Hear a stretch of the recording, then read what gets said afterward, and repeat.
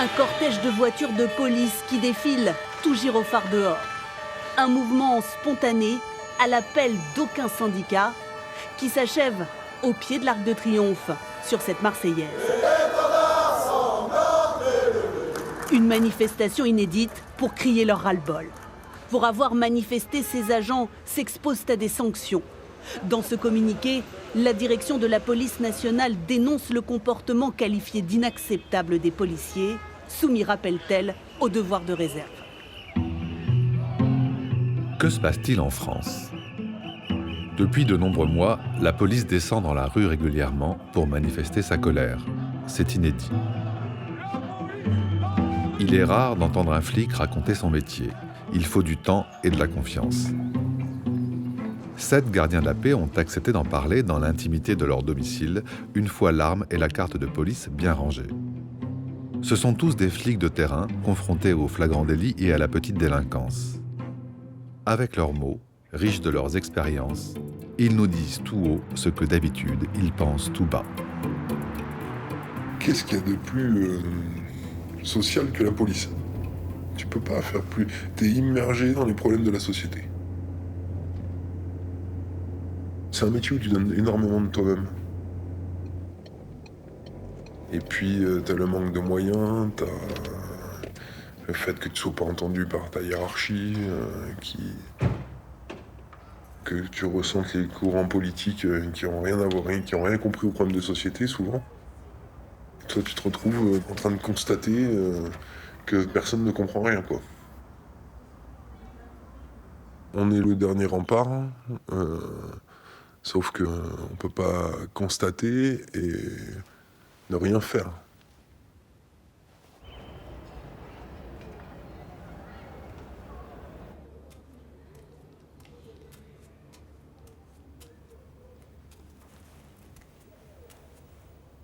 Un garde de la paix, c'est quelqu'un, je pense, c'est un révolté en fait.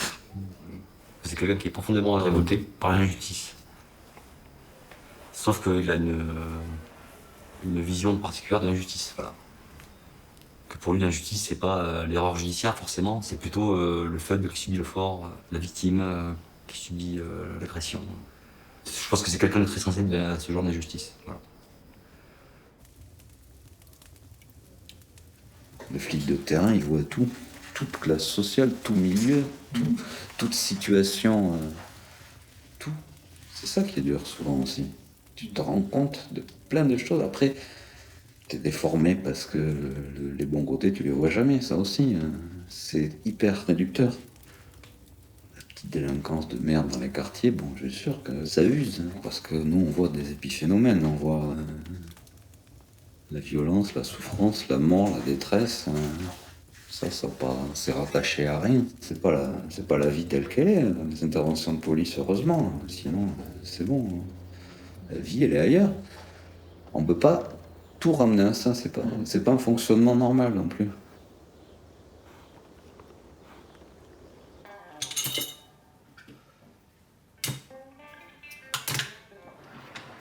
D'un côté, je vous sens très découragé, et de l'autre, je vous trouve très fier de votre métier. Des fois, il faut la foi. Voilà, une fois qu'on a mis l'uniforme, ça transforme pas, ça donne pas des pouvoirs magiques.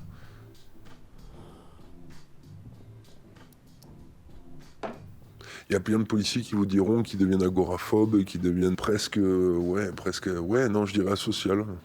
Voilà. Parce qu'on a constaté le malheur des gens toute notre vie. Et qu'à un moment donné, c'est dur à porter. Hein. On a beaucoup de policiers qui se suicident parce que si on n'est pas équilibré, si on n'est pas bien, et on est des hommes comme les autres, donc on a tous nos problèmes, nos doutes, nos peurs, et qu'on constate ceux des autres, ça fait beaucoup dans l'escarcelle.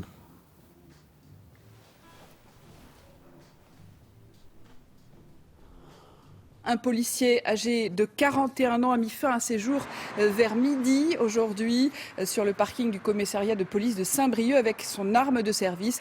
L'émotion à Perpignan après le suicide d'un policier à son domicile avec son arme de service. À Brest, nous avons appris le suicide d'un policier aujourd'hui sur son lieu de travail au commissariat avec son arme de service. Antoine Boutonnet a mis fin à ses jours avec son arme de service.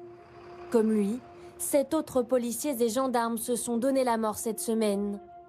Cette vague de suicides s'ajoute au bilan déjà lourd transmis par le ministère de l'Intérieur. Depuis janvier, 62 membres des forces de l'ordre se sont suicidés.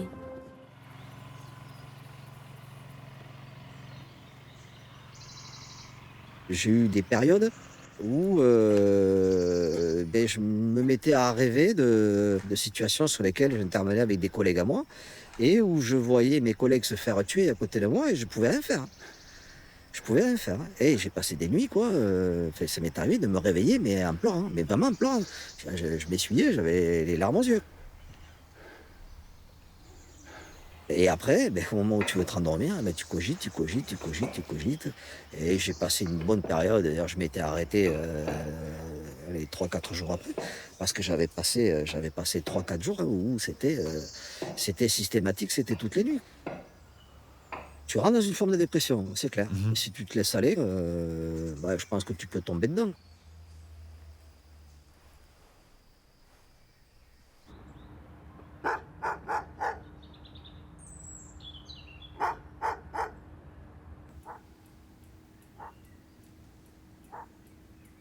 Mais nous, on a un sentiment d'impuissance par rapport au métier qu'on fait. Clairement, on a un sentiment de puissance. Et si les gens ne le ressentent pas, c'est qu'alors on a du mal à transmettre nos infos. Alors peut-être que c'est le devoir de réserve qui nous y oblige, mais ouais, il faut que les gens ils aient conscience qu'on ne peut pas exécuter notre métier comme on veut. Mais il n'y a pas que nous. Hein. Malheureusement, il n'y a pas que nous. C'est-à-dire Les pompiers et tout ça. Ouais, enfin, je pense souvent aux pompiers parce que nous encore... C'est grave ce que je vais dire. C'est compréhensible qu'on nous en veuille à nous. On est représentant de l'autorité. Les pompiers, ils sont pas représentants de l'autorité, ils mangent autant que nous. Donc le problème c'est qu'ils viennent. On n'est pas visé parce qu'on est l'autorité. C'est parce qu'on est un représentant de l'État français, c'est tout.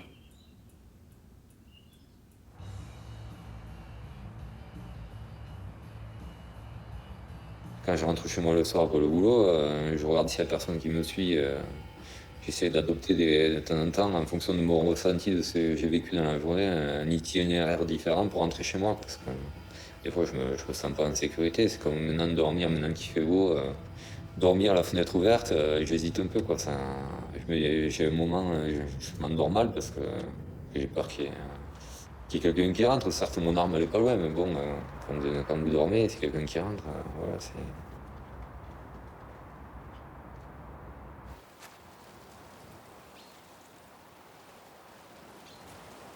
On n'est pas censé avoir peur. On n'a pas le droit d'avoir peur.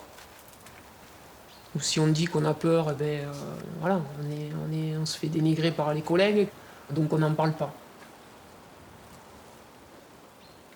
Moi j'ai peur, pas pour moi, parce que je suis plus sur la voie publique, mais j'ai peur. J'ai peur pour mon compagnon qui y est.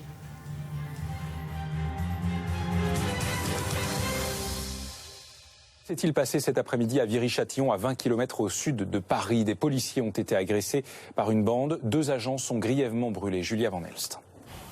Les voitures de police, complètement calcinées, sont évacuées. L'attaque, qui s'est produite à 14h45, a été d'une rare violence. Une dizaine d'individus, cagoulés, s'en sont pris à des policiers qui se trouvaient dans leur véhicule. Ils ont projeté des cocktails Molotov à l'intérieur et il semblerait, sur les éléments que j'ai, d'après les éléments que j'ai, il semblerait qu'ils aient tenté de bloquer la sortie de mes collègues en bloquant les portières. Finalement, les 4 agents ont réussi à s'extirper de l'habitacle. Ils sont tous blessés, mais 2 très grièvement. Lorsqu'ils ont été pris à partie, ces policiers protégeaient une caméra de vidéosurveillance installée au niveau d'un feu rouge où sévissent régulièrement plusieurs délinquants. S'ils pensaient qu'ils allaient mettre fin à cette caméra en faisant ça, c'était idiot. Mais ça montre à quel point ils ont confiance en eux, à quel point ils se sentent impunis. Le simple fait qu'ils pensent que ce soit possible et qu'ils puissent y arriver, ça montre quelque chose. Dans leur tête, ils pensent que oui, ils peuvent prendre la place et chasser la République et le droit d'un territoire. C'est inquiétant. Et puis je pense qu'il y a certains jeunes dans les quartiers qui voient la police comme une bande rivale. Ils sont tellement déconnectés, je pense, des principes de droit, etc., de contrat social, etc., que pour nous, la police a un peu une légitimité. C'est le bras armé d'un système dont ils ne font pas partie, et donc c'est une bande rivale, voilà, qui vient sur leur territoire. Donc il faut les chasser, comme les autres bandes rivales. C'est pas chez vous ici, cassez-vous.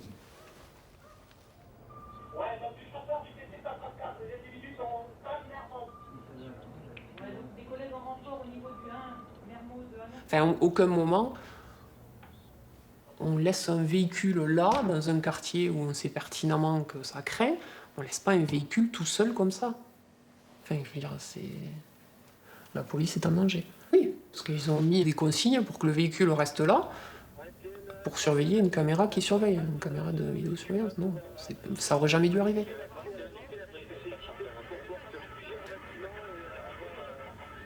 Viry-Châtillon, c'est un équipage de police secours qui est visé, c'est le policier qui est au plus près de la population. C'est un équipage qui est dehors en permanence, tous les policiers ne peuvent que s'identifier à cet événement-là. C'est-à-dire que, moi, ça peut très bien être mon collègue que j'ai croisé le matin même, qui est dans ce véhicule-là et qui brûle. Et ça amène à réfléchir. S'ils nous avaient connus, ces jeunes-là, s'ils avaient connu les policiers qu'ils avaient en face, certainement pas ils auraient balancé un cocktail Molotov. À partir du moment où ils connaissent la personne, où ils savent mettre une image sur le policier, où ils savent mettre un visage, où ils savent mettre des paroles, ce policier-là, c'est celui aussi qui, l'autre jour, j'avais fait le con. Bon, il m'a allumé la caisse, il m'a dit que j'étais qu'un petit con, et puis il m'a laissé passer, j'ai pas pris de prune. C'est qu'il est quand même sympa. Tout répressif à ses limites. Et la politique du chiffre, pour moi, c'est symptomatique. C'est ce qui a provoqué tout ça. Les gens ne nous connaissent plus. Le policier, quand il se regarde dans la glace, à un moment donné, il se dit stop, quoi. Moi, je suis policier, mais je suis aussi citoyen. Je peux pas mentir à mes citoyens. Je suis là pour leur rendre service. Je peux pas faire, à un moment donné, je peux pas les regarder dans les yeux en leur disant ce que je fais, c'est génial. Parce que c'est pas vrai. Et c'est là où c'est affreux, encore plus pour les bacs. Une bac, on va te dire, l'activité est mauvaise. Ouais, mais bon, moi je travaille pas à la demande. Je fais un métier social. Parce que n'importe qui, tu peux interpeller en flagrant délit, presque.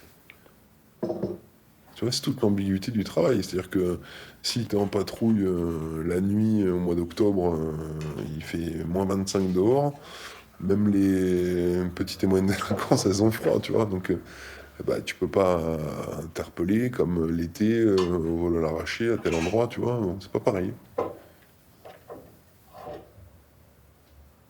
Mais on va te dire, ce mois-ci, c'est pas bon. Ça fait un peu police business.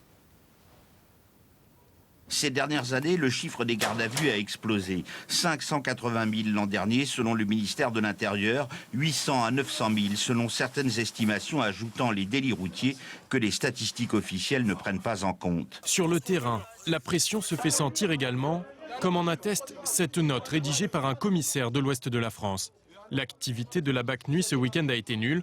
Cette attitude commence à agacer sérieusement le directeur, écrit-il. S'ils ne réagissent pas, nous allons le faire à leur place. Un délit, c'est cette cigarette de cannabis. Un coupable, c'est ce jeune homme. L'affaire est à peine constatée qu'elle est déjà résolue. C'est du 100%. Et ça, c'est excellent pour les statistiques. Les gens, ils n'en peuvent plus. Et nous, la réponse qu'on apporte à ça, via la politique du chiffre, c'est d'aller faire des interpelles quotidiennes, mais des interpelles de bas niveau. Comment tu veux maintenir un état de droit avec une police qui réfléchit pas? C'est pas possible, c'est pas possible. Est-ce que votre mouvement des policiers en colère, ça vous a permis de résister à cette politique du chiffre? On a eu un exemple flagrant, c'est la BST Mirail. Suite au mouvement, la BST a levé le pied, franchement. Pour être clair, ils ont levé le pied, ils ont dit « Profitez du mouvement pour arrêter de vous lancer dans la politique du chiffre et monter vos belles affaires. » Mais derrière, il faut voir les belles affaires qui sont sorties. Là, on parlait plus en termes de grammes, on parlait en termes de kilos. Des mecs ont été félicités, et puis on leur a dit « Mais les gars, c'est super ce que vous avez fait. » Mais par contre, il faudrait penser à faire un peu, alors ils appellent ça de l'alimentaire. Il faudrait penser à faire de l'alimentaire. C'est démoralisant. C'est démoralisant. Je pense que pour les politiques et une partie de la hiérarchie, ils préfèrent qu'on interpelle 10 acheteurs de shit, de barrettes de shit, que 1 trafiquant de stupéfiants. Parce que d'un point de vue purement statistique, d'un côté on a 10 interpellations, de l'autre on en a qu'une. Si on avait voulu faire une politique de fond, on aurait fait de l'investigation, de l'enquête, de la recherche. Ça prend du temps, ça coûte de l'argent, on n'a pas de résultats immédiats, ça fait pas beaucoup de chiffres, ça peut prendre des mois. Donc, tant pis, quoi, on fait pas le travail de fond, donc la situation dégénère. Et on ramasse l'écume en faisant du chiffre avec les acheteurs de drogue, les petits délits contraventionnels, la sécurité routière. Enfin, voilà.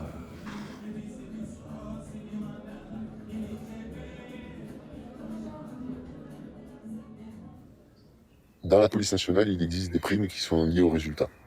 Tous les policiers n'en bénéficient pas. Et les résultats, ils sont aussi liés au nombre d'interpellations. Pas à la quantité de drogue retirée du marché, pas à tout ça, c'est au nombre d'interpellations, c'est au nombre de primes faites. Et ça, c'est les commissaires de police aujourd'hui, les chefs de service qui bénéficient de ces primes-là. Donc c'est eux qui du coup, sont les vecteurs de cette politique du chiffre, puisqu'ils sont directement intéressés.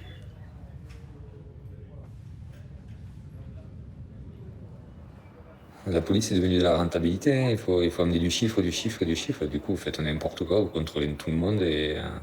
Parce que vous savez que si vous n'amenez pas tant de chiffres à la fin du mois, votre chef il va se faire taper sur les doigts et après vous allez vous faire taper sur les doigts direct. Il faut faire du chiffre. Oui, après je peux comprendre le comportement d'un jeune qui se dit j'en ai marre d'être contrôlé, mais bon, on vous demande du chiffre, vous êtes obligé de faire du chiffre et vous cherchez des cibles potentielles qui peuvent avoir du shit ou toute autre drogue. Et vous savez que si vous contrôlez cette personne qui est habillée comme ça ou qui a cette dégaine-là, vous savez très bien que vous allez trouver quelque chose. On se rend tous compte, quelle que soit l'unité, la mission, que une grande partie du travail est vide de sens. On ne comprend plus à quoi ça sert, on ne comprend plus à quoi on sert. Là, ça dépasse largement la police, hein. C'est social, c'est s'interroger sur les missions au sens noble du terme. Il faudrait tout reprendre pour essayer de réagir dans le bon sens. L'injustice de Viry-Châtillon, c'est ça, c'est finalement, mais à quoi on sert en fait? Comment on peut continuer à fonctionner comme ça? Dans ce quartier populaire de Toulouse, la police de proximité, ancienne formule, a laissé de bons souvenirs. Déjà, ils connaissaient tous les jeunes du quartier, donc ils se faisaient respecter par les jeunes. Et les jeunes les respectaient, et eux respectaient les jeunes. Ce qu'il n'y a pas actuellement. Elle fut mise en place en 1998. C'était la réponse de la gauche pour combattre le sentiment d'insécurité. Mais lorsque la droite revient au pouvoir, Nicolas Sarkozy stoppe l'expérience de façon fracassante. Le travail de prévention que vous faites est très utile. Mais vous n'êtes pas des travailleurs sociaux. Organiser un match de rugby pour les jeunes du quartier, c'est bien. Mais ce n'est pas la mission première de la police. La mission première de la police, l'investigation, l'interpellation, la lutte contre la délinquance.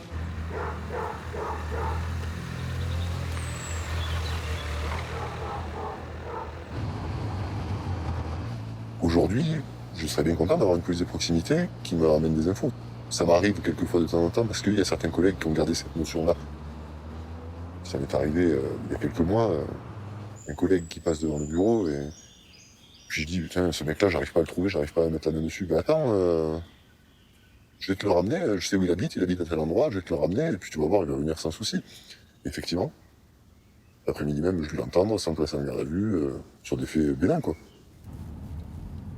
31 de ILO 5 sur 10. On a abandonné, je pense.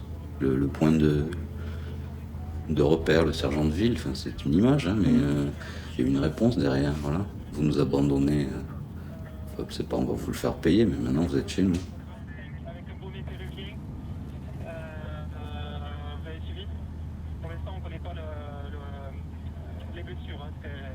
Donc on y va, la peur au ventre. J'ai des exemples où ponctuellement, la réaction de mes collègues qui ne connaissaient pas le secteur, elle était surréaliste, en ce sens que des collègues qui se casquent, sortent le bouclier alors qu'on va répondre pour une personne qui est coincée dans un ascenseur.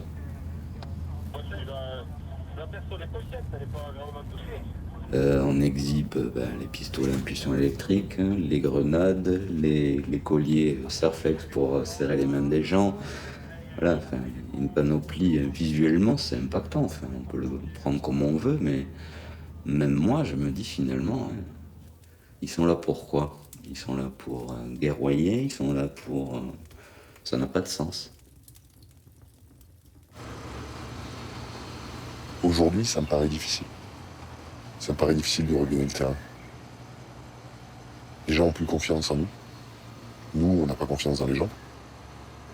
Parce que nous, on n'apprécie pas d'arriver dans un endroit, se faire caillasser. C'est pas... Donc oui, le dialogue est rompu. Et pour le regagner, là, les solutions, ça va être compliqué.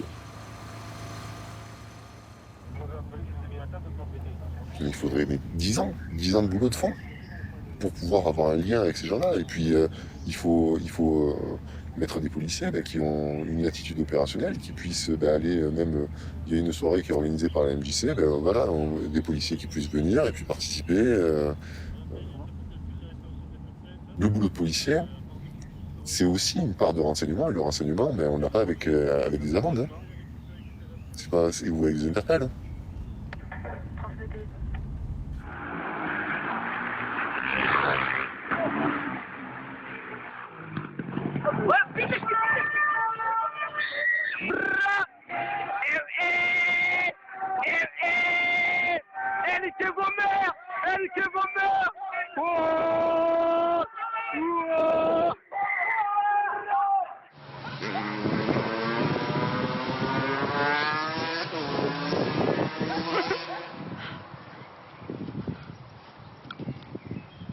Et ben alors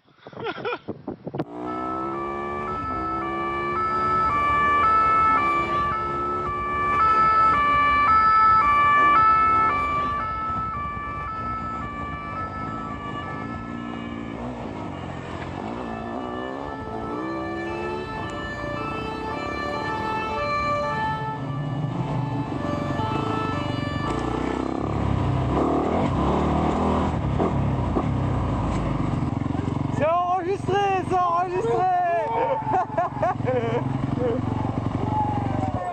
hey, ils étaient collés à moi, hein.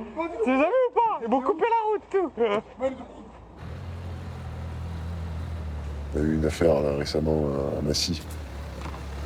Le mec refuse d'obtempérer, il se barre en quad, il se plante, il se tue. Oh mais quand tu vois la population, comment elle réagit, t'as l'impression que les policiers sont des meurtriers. Les policiers, ils ont fait leur taf. Et visiblement, ce qu'il en ressort, c'est qu'ils se sont mis derrière un quad qui roulait sans casque pour pouvoir le contrôler et le verbaliser. Le mec se barre, il se plante, et c'est les policiers qu'on accuse. C'est les policiers qu'on pointe du doigt. C'est l'État qu'on pointe du doigt.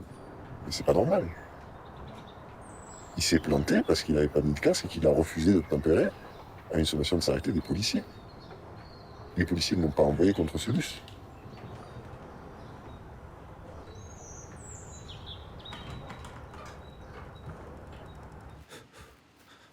Ouais, ça fait bien longtemps, de toute façon on a des notes de service pour ça, ça fait bien longtemps que je ne cours plus après les deux roues, là. Ça sert à rien, quoi. Ça va finir comment? Ça va finir que le gamin il va se finir par terre. Pour un peu, il s'est barré parce que ça l'amusait, parce qu'il n'avait pas de casque, parce qu'il n'avait pas d'assurance sur le scooter, ou pour aucune raison, juste pour s'amuser. Voilà. Et ouais, tu vas avoir des émeutes, et tu vas finir en garde à vue, voire en tôle. Donc tu dis, je me fous de ma carrière en l'air pour un truc à la con, pour un gamin qui n'a pas de casque. Le problème, il est que ce gamin-là devrait se dire je ne m'échappe pas parce qu'ils iront jusqu'au bout. À partir du moment où tu leur laisses la possibilité de le faire, ils le feront.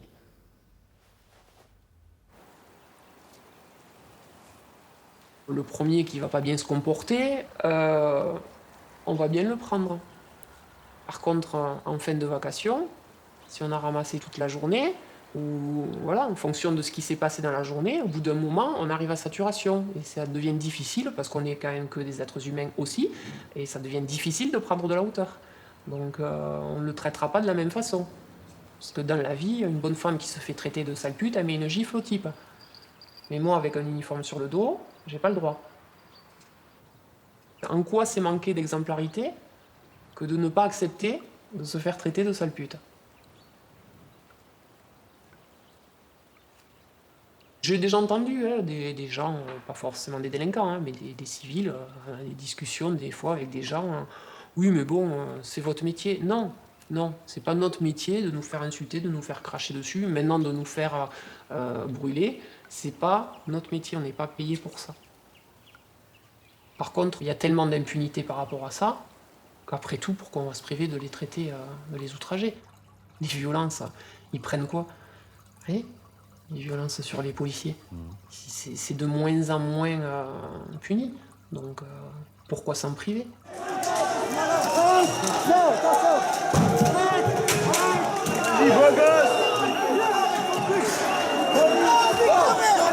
Sors pas ton gun! Vas-y, sors ton gun! Vas-y, sors ton gun!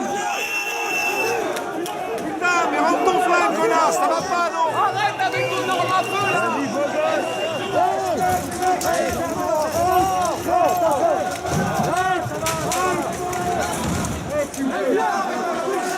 T'es une victime! Sors pas ton gun! Au niveau du maintien de l'ordre, c'est la même chose. Quand on voit qu'on ramasse, quoi, et on a quasiment pour consigne de pas bouger.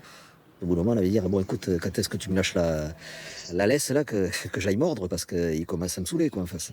Ouais, mais les manifs, c'est comme ça. Il y a toujours des gens violents qui vous provoquent. Il y a toujours eu plus ou moins des caillassages et tout, quoi, mais là, encore une fois, que si on reprend la manifestation du 1er mai, quoi, où on a 2-3 collègues qui sont brûlés par des cocktails Molotov, pareil, j'arrive pas à comprendre. Et tout le monde déteste la police. Et tout le monde déteste la police. Et tout le monde déteste la police.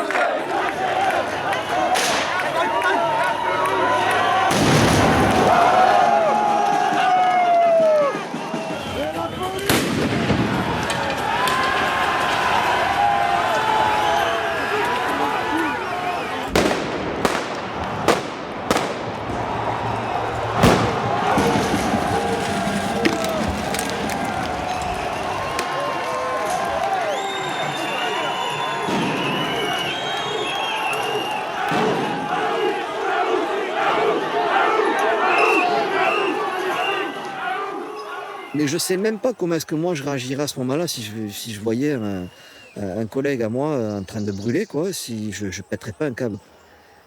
Alors je serais pas un fonctionnaire exemplaire, hein, loin de là, bien sûr. Hein. Mais je sais pas si je pèterais pas un câble, parce que ça, je n'arrive pas à le comprendre, quoi. Et après, ce qui peut éventuellement aussi te faire péter un câble, c'est cet effet de meute. C'est cet effet de meute quand tu entends les collègues qui étaient sur place et qui disaient qu'à chaque fois qu'un collègue brûlait, quoi, t'avais des gens qui criaient, mais qui criaient de plaisir. Victoire, quoi. On a cramé un flic, victoire. Et c'est là où ça blesse, quoi. C'est là où tu te dis, putain, mais attends, on est où, là? On est où? Mais c'est qui ces mecs que j'ai en face de moi? C'est des ennemis. C'est proprement dit des ennemis. Et après, si jamais tu viens en attraper un et que tu l'esquettes un petit peu, et qu'il y a une vidéo qui tourne, tu vas être emmerdé. Non, attends. Oh papa, là, il a brûlé mon pote tout à l'heure, là, quand même. Peut-être pas lui directement, mais lui, il rigolait, quand même. Je l'ai vu rigoler, quoi. Et là, il était en train de faire une connerie, je l'ai attrapé. Bon, certes, il a pris un coup de matraque à travers du museau, il a le nez un peu pété, mais bon, faut arrêter. Faut relativiser, quoi, aussi. C'est ça que tu arrives plus à comprendre chez nous, quoi. C'est que t'es devenu de la chair à canon. Et à Honlieu, ça leur paraît presque normal. Oh ben, c'est les flics qui sont rentrés dans la police, eh ben, ils savent à quoi ils s'exposent, et ben voilà, là, ils y sont. Et ça, je comprends pas. Et après, il y a violence policière et violence policière. Il y en a certes qui ne sont pas légitimes, il y en a d'autres, c'est délicat quoi, à dire que c'est pas légitime. Quand tu as été devant une cinquantaine de gonzes quoi, qui t'ont insulté tout le long et qui t'ont balancé des pavés, des cocktails et tout ce qui va avec, et puis au moment où tu en attrapes un, tu le défonces, certes c'est une violence policière, mais je pense qu'il y a une certaine légitimité dedans quoi.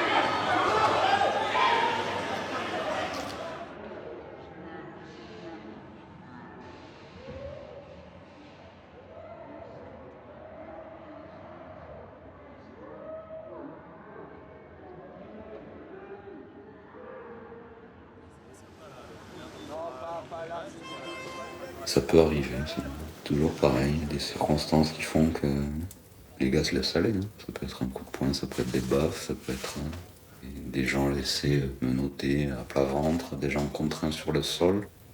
Et puis, ce qu'on voit épisodiquement, on en a vu il n'y a pas longtemps, le type qui met un coup de pied à quelqu'un à terre, bon, c'est pas son job, là, il n'est pas à sa place, hein, il fait pas son boulot. S'il rendait compte, tant pis pour lui. On a vu sur les manifs aussi, c'est un coup de poing à la face sur quelqu'un qui avait rien fait. Ouais.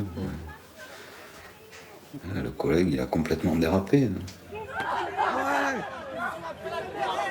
Le parquet de Paris a pris sa décision. Le gardien de la paix qui a porté les coups sera jugé en mai par le tribunal correctionnel. Violence volontaire par personne dépositaire de l'autorité publique. Il encourt 3 ans de prison. C'est ça où tu retrouves les policiers un peu usés et fatigués, c'est qu'ils n'ont plus le recul nécessaire. Moi, il m'arrive parfois de ne plus l'avoir, hein, d'avoir cette colère-là. Je pense qu'on est tous humains, hein, où tu te dis, putain, mais c'est pas possible. Finalement, c'est pas la police et l'État qui visent, c'est vraiment moi, en fait. Mais c'est parfois compliqué.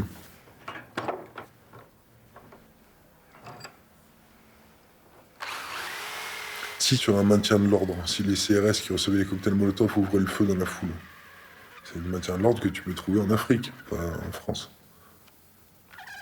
Tu vois, le policier, il a le sens du sacrifice.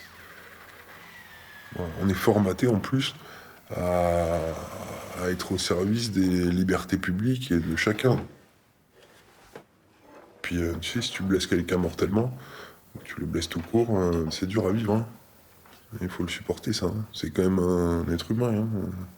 Aussi con soit-il. Hein. Qu'est-ce que tu penses du jeune là, qui, à Paris, pendant la manifestation, s'est fait prendre à partie, là, qui a pris les coups de bâton et tout, ils ont mis le feu dans la voiture, tu te souviens ?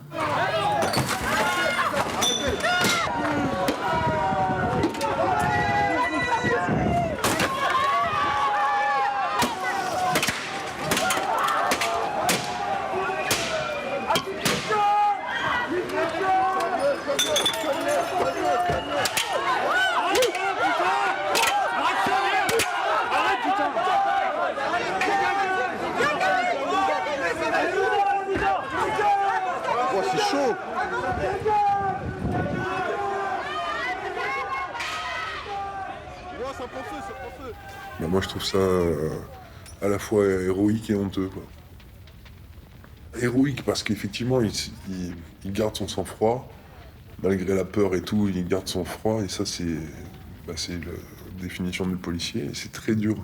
Je pense que même quand tu as beaucoup d'années d'expérience, c'est difficile à faire, et lui je pense qu'il est fait pour ça, voilà. Pour lui, je lui tire mon chapeau d'ailleurs. Voilà. Mais à côté de ça, tu nourris le fait que quand tu t'en prends à un policier de cette manière-là, ben, il se défend pas, quoi. Je veux pas en arriver à l'américaine où, tu vois, où le mec il te dit recule et si tu recules pas il te tire dessus, je trouve ça complètement ridicule. Mais quelque chose de juste où les gens prendraient conscience que ben on n'est pas là pour se faire tabasser et mourir comme ça gratos, quoi. On n'est pas du... c'est pas du consommable.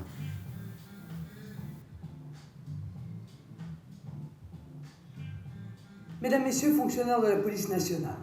Nous savons les outrages verbaux que vous pouvez essuyer chaque jour de la part d'individus bien connus de vos services, toujours les mêmes. Nous avons connaissance des agressions physiques que vous subissez quotidiennement par des délinquants souvent multirécidivistes.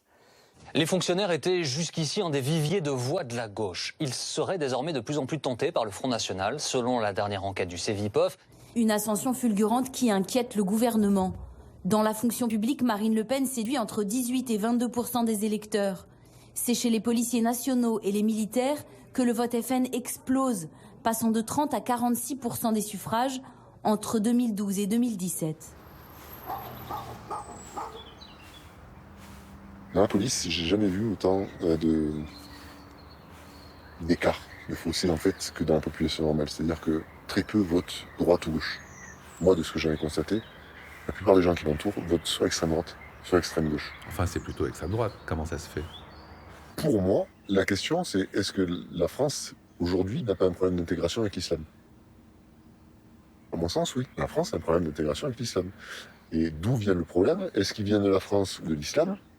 Pour moi, il vient de l'islam. Alors, il y a une réalité aussi, c'est que la délinquance, elle est beaucoup issue de l'immigration.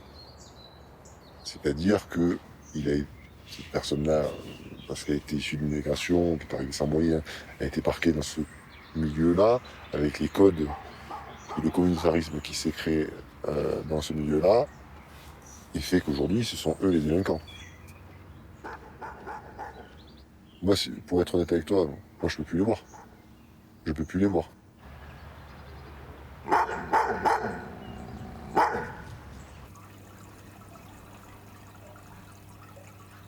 Alors on va dire, ouais, la police, c'est tous des fascistes. Ouais. Là, jusqu'à présent, je crois qu'on a tout essayé. La droite, la gauche. J'ai pas l'impression qu'il y ait grand-chose qui ait marché. Donc je suis pour essayer autre chose. Et effectivement, dans l'autre chose, la seule qui est pro-police, c'est Marine. Donc non, moi je suis pas fasciste, je suis pas raciste, je suis moi-même issu de l'immigration. Que des immigrés viennent, moi ça me dérange pas, mais qui s'adaptent. Ok, je suis d'accord, ils ont des règles. Par exemple, on va partir pour le problème le plus récurrent, le contrôle des femmes voilées. En France, il y a une loi qui dit qu'on doit être identifiable. La burqa ne permet pas l'identification, donc elle n'a pas lieu d'être en France. Donc les personnes qui veulent à tout prix porter la burqa, soit elles restent enfermées chez elles, soit elles vont dans un pays où elles peuvent le faire. Pourquoi laisser impunis les gens qui provoquent la République? Vous les sanctionner. Moi, j'accepte toutes les religions. Pas de souci. Du moment qu'elles n'empiètent pas sur les lois de la République. Du moment que voilà, ça n'empiète pas sur les us et coutumes du pays dans lequel je vis. Donc si les gens appellent ça du racisme, ok, je suis raciste.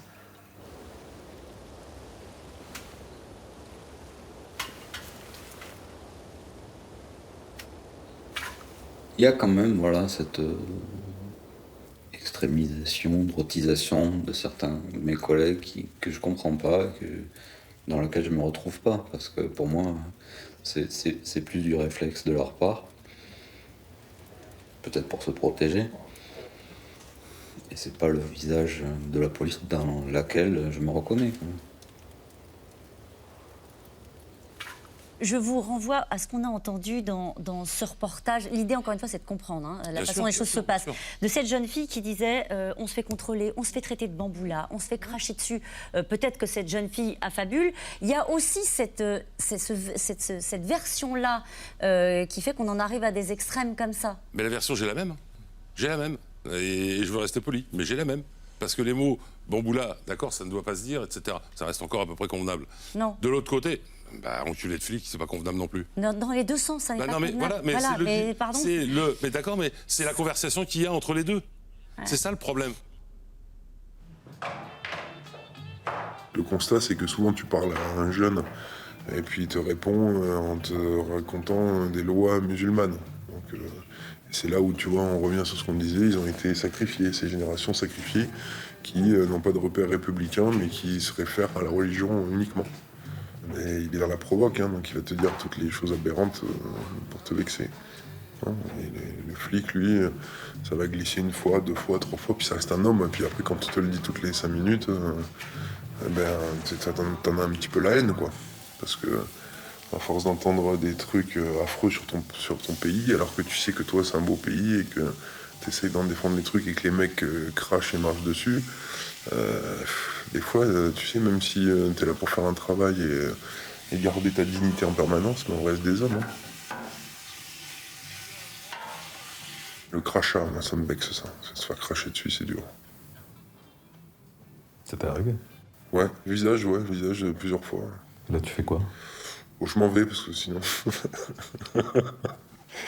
Ouais, bah, t'as la sagesse de t'en aller toujours? Non, mais souvent, c'est mes collègues, du coup, qui interpellent, parce qu'après, tu sais, quand on reste des humains, hein, tu te fais cracher dessus, tu peux péter les plombs. Hein. Donc, il faut partir, aller se désinfecter, et puis laisser tes collègues interpeller, qui ont peut-être, eux, un peu plus de discernement, tu vois, pour... Voilà, parce que la colère montante, tu peux... Pas parfait, hein.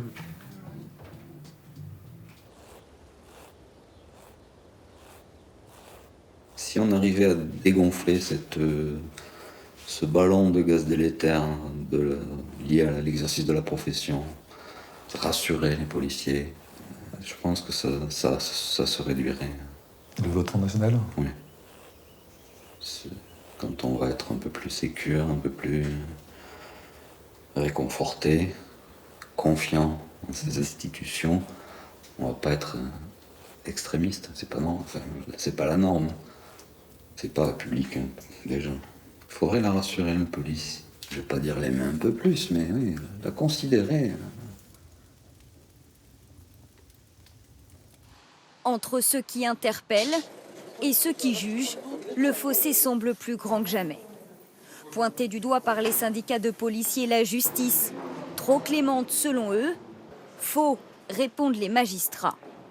On a un peu l'impression que pour les policiers, finalement, la récompense de leur travail, en quelque sorte, ce serait que le délinquant soit mis en détention. Or, il n'y a pas une seule peine dans le code pénal, et c'est plutôt heureux. Il y a tout un panel de peines dont la plupart ne consistent pas à aller en détention. De toute façon, on sait que la détention n'est certainement pas la solution à tout et qu'elle ne préserve pas de la récidive. Est-ce que vous arrivez des fois d'aller dans les tribunaux pour voir comment ça se passe? Non.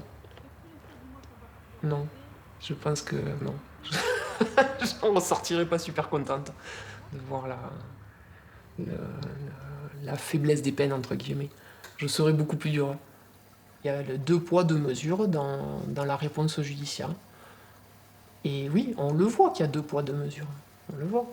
Mais c'est très fort chez tous les collègues, oui, bien sûr. Puisque nous, on les voit, les délinquants qui sont dehors le lendemain et qui recommencent. Nous, on le voit. Il y a quelqu'un qu'on n'a pas cité, qui est quand même important dans tout ça, c'est la victime. Oui. La victime. La victime, elle n'a aucun droit. Elle a le droit de subir. C'est tout. Alors, souvent, j'entends et la victime et l'auteur. Alors, l'auteur, il va avoir droit à son médecin, même s'il n'a rien. Hein. C'est lui qui a tapé. Il va très bien. La victime, on l'entend. Déjà, on l'a fait se déplacer pour prendre la plainte. Elle va attendre, des fois quelques heures. Et là, on va lui dire, bon, vous êtes blessé, eh ben, vous prenez votre ticket de passage aux UCMJ, les unités médico-judiciaires. Donc, pour voir le médecin légiste, en fait. Et ben, elle va devoir attendre. Elle va devoir prendre son truc, y aller, se déplacer, perdre une demi-journée, au moins, pour voir un médecin. Déjà, rien que ça, je trouve ça inadmissible.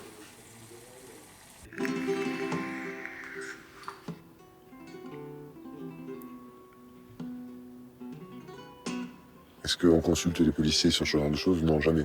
Jamais on nous consulte pour savoir dans quel cas la victime, quand même, elle pourrait être aidée.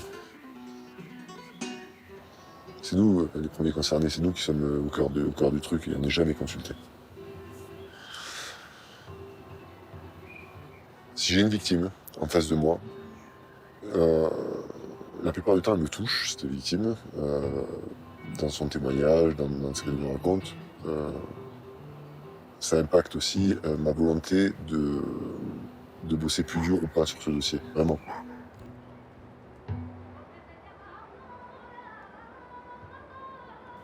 Et toi, t'es celui qui doit lui annoncer en même temps que t'as rien à lui offrir, mis à part le placement en garde à vue du mec qui lui met dessus. Quand t'es celui qui est censé aider la population, tu perds un peu la face quand même. Le traitement de la victime dans la procédure pénale, il est scandaleux.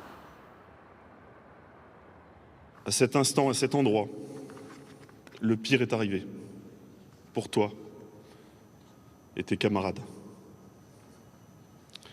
Un de ces événements que chacun redoute et dont tous espèrent qu'il n'arrivera jamais. Tu as été emporté sur le coup et je remercie ta bonne étoile. Tes camarades ont été blessés, l'un d'eux gravement. Ils se remettent progressivement. Et nous en sommes soulagés. Tous ont été choqués. Jean-Baptiste Salvin était commandant de police, il avait 42 ans. Jessica Schneider était secrétaire dans un commissariat, elle avait 36 ans. Ce sont les deux victimes de l'attaque terroriste d'hier. En rentrant chez lui, vers 20h hier soir, Jean-Baptiste Salvin est poignardé de 9 coups de couteau par cet homme, Larossi Abala, 25 ans, déjà connu des services antiterroristes. Autre information importante, au policier du raid qui a tenté d'établir un dialogue avec lui hier soir, eh bien le terroriste a répondu « Il était venu chez moi, maintenant c'est moi qui vais chez lui ».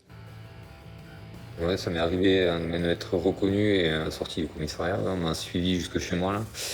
Du coup, on m'a brûlé ma voiture et la nuit, ils venaient mettre des grands coups de pied dans ma porte là, avec des tags et tout ça, des tags bien sympathiques écrits sur mon mur. Du coup, des fois je me réveillais, j'entrebâillais la porte, ou même je regardais juste par le Judas et mon calibre, comme dans les films, quoi. On en devient psychopathe, quoi.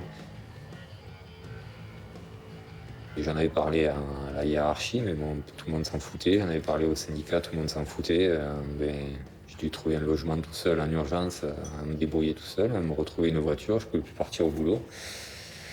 J'étais obligé de prendre le bus parmi les mecs qui habitaient au même endroit que moi, qui s'en prenaient à moi, c'était sympathique. Donc au niveau psychologique, c'était assez dur. Mon ex-femme qui était avec moi, elle était partie parce qu'elle avait eu peur, elle avait quitté le domicile et moi je me suis retrouvé tout seul là-haut, comme un con, à gérer la situation tout seul, quoi, en fait.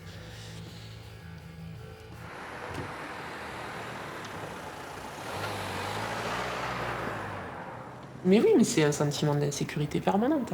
Oui, bien sûr. Moi, j'ai du mal à laisser les enfants en sortie scolaire, si j'y suis pas. Ça m'est arrivé d'écrire au lendemain du Bataclan, où j'écris à la maîtresse, si je ne fais pas partie des parents accompagnants, ma fille ne viendra pas à la sortie. Voilà. Parce que je voulais être présente, parce que je sais que j'aurais eu l'œil. Alors elle m'a convoqué, la maîtresse, hein. Qu'est-ce qui vous arrive? J'ai dit, non, je veux être là. Oui, mais ça n'empêchera rien.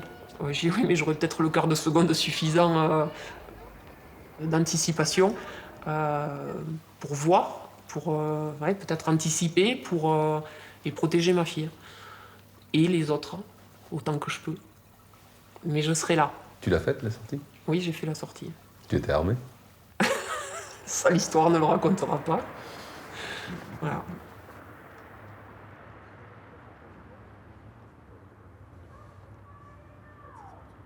Tu rentres chez toi, t'es armé, tu regardes. Hein. Ça te ramène constamment, voilà, à la police, à ton métier, à tout ça. Et quand tu fais du sport, voilà, quand t'es chez toi, tu vas faire ton jogging, tu vas faire du vélo avec ton pétard.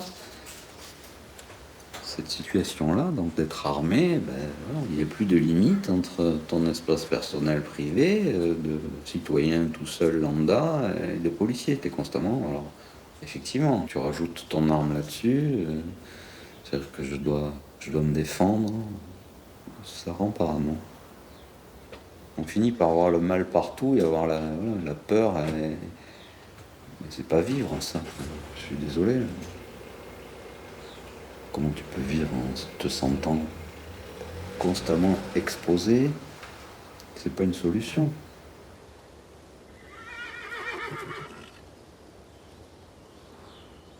Aujourd'hui, il est anormal, dans une situation telle que l'on vit, qu'on trouve des policiers hors service, sans armes. On est là pour protéger la population H24. Rappelons également que les policiers sont une cible. Rappelons que nos commissariats sont des cibles. Aujourd'hui, un policier ne peut tirer sur un agresseur qu'en cas de légitime défense. Là encore, le texte prévoit d'autoriser un policier à user de son arme pour mettre hors d'état de nuire un individu dangereux. On est quoi, nous? On a le droit de mourir, non? On a le droit de... Vas-y, essaie de me tuer, je ferai rien, hein. Bon, j'espère que ça marchera pas, hein, mais je te tirerai pas dessus, hein. C'est bon, vas-y. Non mais allô, qui accepterait ça? Tu balances un cocktail Molotov sur un flic. Si jamais le policier abat le mec qui lui jette le cocktail, qu'est-ce que je te dis? Si tu tires sur quelqu'un qui te jette un cocktail Molotov, en théorie, tu es en légitime défense. En théorie. Je souhaite donner du courage au premier collègue qui fera ça. Hein. Parce que là, il va se faire broyer par la machine médiatique et judiciaire. Hein. Même s'il en ressort à la fin innocenté, si on lui reconnaît la légitime défense, je lui souhaite donner du courage pendant les 2 ans ou 3 ans d'instruction qui vont suivre. Un juge peut te dire, oui, vous avez tiré sur le monsieur qui allait vous jeter un cocktail Molotov, soi-disant. Qu'est-ce qui vous prouve qu'il allait jeter le cocktail? Quand une fois qu'il a déjà lancé, c'est trop tard, t'es plus dans l'instantanéité de la réplique, c'est ingérable, quoi. T'as peur de faire une commande, quitte après à cramer, quoi. Avec Châtillon, je sais pas, s'ils avaient eu la possibilité de tirer, est-ce qu'ils l'auraient fait? Je sais pas. Et s'ils l'avaient fait, qu'est-ce qui se serait passé? Au niveau judiciaire, au niveau médiatique, au niveau des émeutes dans le quartier, qu'est-ce qui serait passé? C'est le souhait de chaque policier, c'est de dire je vais passer ma carrière sans jamais tirer sur personne. Ouf.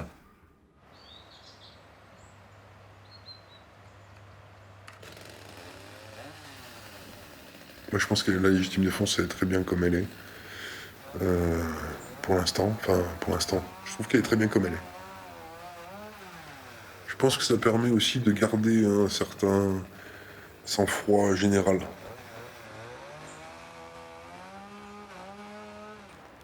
Enfin, je suis pas un super-héros, je m'en fous, je suis pas plus fort que les autres, tu vois. Il y a toujours des solutions. Je pense que vraiment l'arme, c'est l'ultime recours, quoi. Vraiment quand tu peux pas faire autrement. Moi, j'ai aucun problème à être un peu en dehors de la légitime défense et l'expliquer au juge en disant que j'ai pas eu le choix, quoi. J'espère tomber sur un juge qui le comprendra. Et si c'était pas le cas, je changerai de métier, qu'est-ce que tu veux faire? Mais je suis pas pour que... Moi aussi, je suis citoyen. C'est quand même bien fait, quoi. Voilà. Tu as déjà eu à tirer avec ton arme? Je me rappelle pas.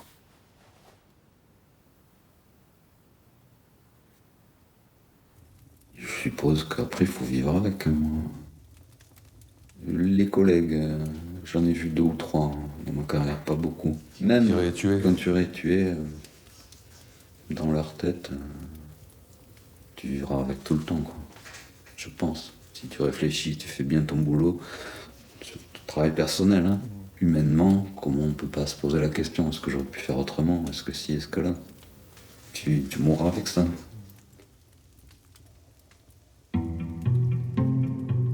Dans la tête d'un flic, il y a beaucoup d'interrogations et de désarroi. Les policiers se doivent d'obéir aux ordres. Mais quand ces ordres perdent de leur sens, c'est la résignation, la démission ou la dépression. Leur malaise est insécurisant, pour eux, pour nous.